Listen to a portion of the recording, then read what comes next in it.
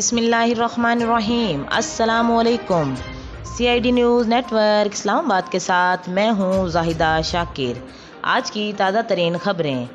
ترجمان افغان حکومت ذبیح اللہ مجاہد کی والدہ انتقال کر گئی۔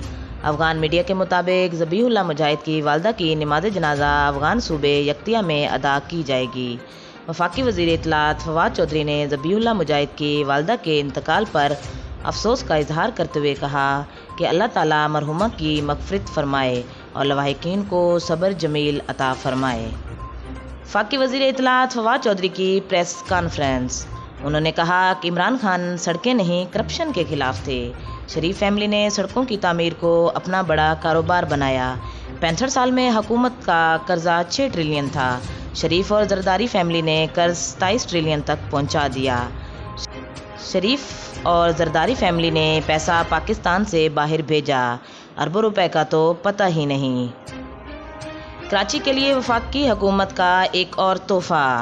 شہر قائد میں جدید الیکٹرک سرکولر ریل چلے گی۔ وزیر اعظم عمران خان کل KCR منصوبے کا افتتاح کریں گے۔ گورنر سندھ کہتے ہیں کہ آئندہ 10 روز میں گرین لائن بسیں بھی سڑکوں پر رواں دواں ہوں گی۔ K4 منصوبے پر بھی جلد کام شروع کیا جائے گا۔ سابق گورنر سندھ محمد زبیر نے تنقید میں کہا کہ گرین لائن کا 80% کام تو نون لیگ نے مکمل کیا۔ K4 وہیں ہے جہاں ہم چھوڑ گئے تھے۔ عمران خان کے ہاتھ تو دوسروں کی جیبوں میں ہیں۔ کرپٹ نہیں ہے تو تحائف کی تفصیل بھی بتا دیں۔ ان کے گھر کا خرچہ تو توشہ خانہ سے چلتا ہے۔ یہ کرپٹ ترین انسان ہیں۔ راولپنڈی میں نون لیگ کا ورکرز کنونشن۔ شہباز شریف خطاب کریں گے۔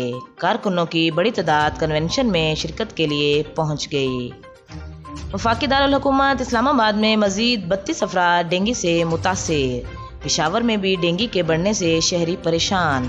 پنجاب میں 9 ڈینگی کیسز۔ کراچی سمیت سندھ میں ڈینگی کے 300 سے زائد کیسز رپورٹ۔ ملک میں کرونا کیسز کی شرح 4% سے کم۔ گزشتہ 24 گھنٹوں کے دوران مزید 42 افراد انتقال کر گئے۔ NCOC کے مطابق مزید 1780 نئے کیسز رپورٹ۔ شرح 4% سے کم رہی۔ ہیڈ لائنز آپ نے جانی۔ مزید خبروں کے لیے دیکھتے رہیے CID نیوز نیٹ ورک اسلام آباد۔ اپنا خیال رکھیے اور دوسروں کا بھی۔ اللہ حافظ۔ You are watching CID News Network Islamabad.